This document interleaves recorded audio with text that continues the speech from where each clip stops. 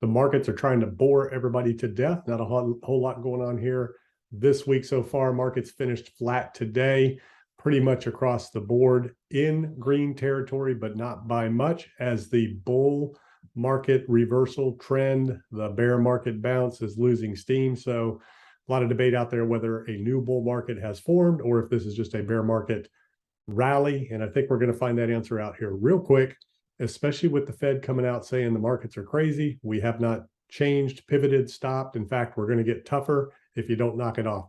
So big news of the day: Bed Bath & Beyond activist investor Ryan Cohen completed the planned sale of his Bed Bath & Beyond stake. The filing shows that Cohen's RC Ventures dumped its stock on Tuesday and Wednesday at a range of prices between $18.68 per share and $29.22 per share.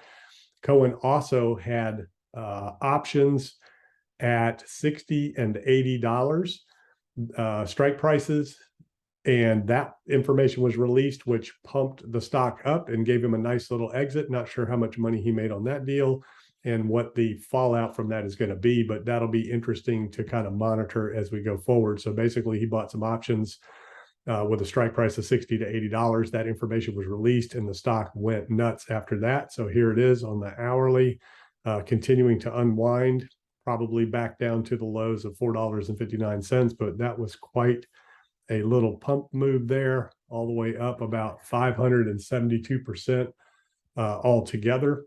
Not a bad little move there. Here it is on the daily.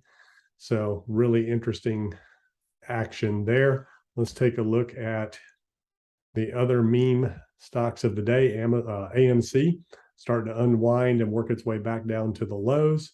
And let's take a look at GameStop. It'll be interesting to see if investors, the retail investors, will pull out of GameStop to teach Cohen a lesson. GameStop kind of unwinding a little bit of momentum there. And then let's check on Michael Burry's trade, GEO, see how that's going. He dumped all of his stocks and bought a position in GEO the other day. GEO was up about 20-25%, so it's kind of consolidating here at this area. So it'll be interesting to see how that one unfolds as well. So other than that, not a whole lot of news to talk about in the markets. The housing markets, home sales continue to decline. Home builders are pulling back on starts. Cancellations are at all-time high. So the housing market continues to correct. So let's take a look at Bitcoin and crypto. And I've got some lines on the chart here for you. So trend lines are interesting, and they are made to be broken. So it's interesting. I like to keep it simple and just kind of monitor the ranges and the trends, the cycles, ranges, and trends. As we know, Bitcoin's been in a bull market cycle since existence, with bull and bear ranges and trends along the way.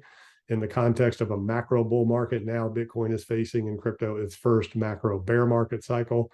And how deep that cycle is going to go is yet to be known. We are going to find out soon. But this bottom trend line connects the low of 2018, the low of 2020, and just kind of extrapolates that out.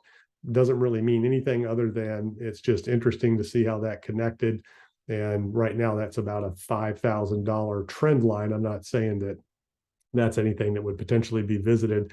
That's just where the trend line of the lows came in for the last two bear market bottom cycles. Obviously, it was 3,000 in 2018. In the pandemic of 2020, it was 4,000.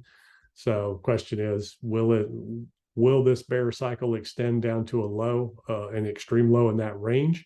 When you look at it from where it's at now on the chart, that's quite a ways away.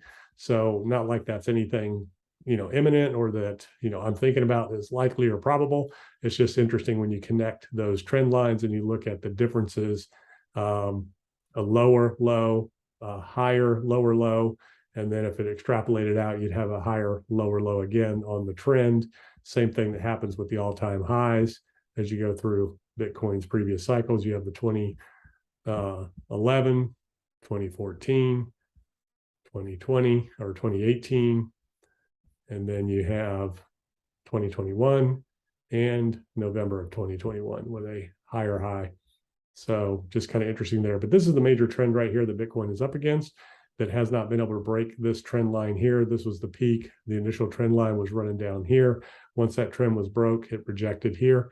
Let's take a look at the moving average on the daily to see where that came in. That was the 200-day moving average that it rejected from there. Interesting how that trend line and that rejection kind of intersects right there. So the question is, what will that look like moving forward? Will Bitcoin kind of make it out here and all the way out to the trend line here as it kind of works its way like this? Could Bitcoin kind of work its way along this area here and interject with that trend line at some point? And that would be around $26,000. So that'd be interesting to kind of watch that and see how that plays out and see if Bitcoin makes it all the way back to that 200-day moving average to reject again, kind of like it did here in 2018, reject the first time, rejected a second time, and then went on to put the ultimate bottom in after that rejection. And I know a lot of people are looking for resolution on these ranges quickly, but we're not in that environment right now where things are going to happen quickly. This takes a little bit of time for these things to unwind, especially in a macro environment like we're in with the Fed, quantitative tightening, raising interest rates, things like that. But right now, this is your upper trend line here on the daily that Bitcoin's kind of been staying under.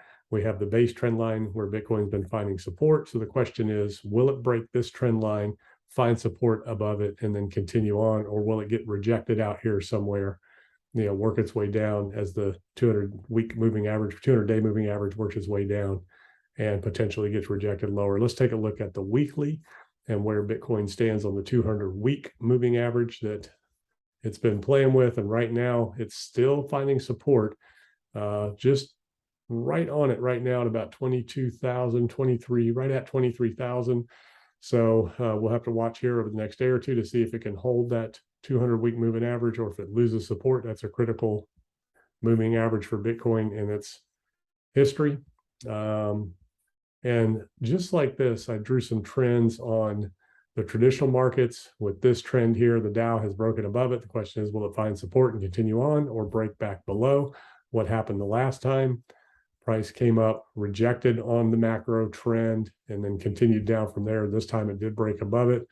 The NASDAQ, same thing. We've got the major trend drawn in on the NASDAQ here from this top right here. This was the high. It broke above, rejected, rejected, and rejected. So we'll have to see how that comes in.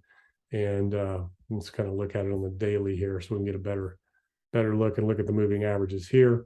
Still under the 200-day, but above the 100. Dow Jones just poked its head above the 200-day, kind of messing with that area right here. And then let's take a look at the S&P, rejected off the 200-day and has reversed. And then same thing with the 2018 trend here. It popped up above it. Let's get rid of the moving averages here. Popped up above the trend a little bit, rejected, and then ultimately went down and broke above it again there. So interesting to watch these trend lines on these market declines and how price reacts to them and respects the trends as it goes along in the cycle. Same thing with support bases as with peak rejections. So these are the things I'm looking at right now. And until we get some news or changes or more information out of the Fed, right now the Fed is saying they're going to hold strong to 75 basis points and kind of keep it there. I think we can expect that in September unless something really changes really positively with the inflation print. But right now it looks like inflation will print about the same, if not a little bit higher, coming in September. And the Fed's response to that will probably be a 75 basis point rate hike. Could be 50 basis points if it comes in lower, but if it comes in hot, definitely 75, and they'll hold there. But they have got to get inflation down. They're going to continue that fight, and they are fighting the market narrative that they've pivoted, stopped, whatever the market is interpreting for the short cover bear market rally that's going on. So it'll be interesting to watch. But market conditions haven't changed a ton. We just have to kind of monitor and be ready and watch these meme stock, the meme stock action, and see the fallout from that tomorrow. So I will see you in the next video.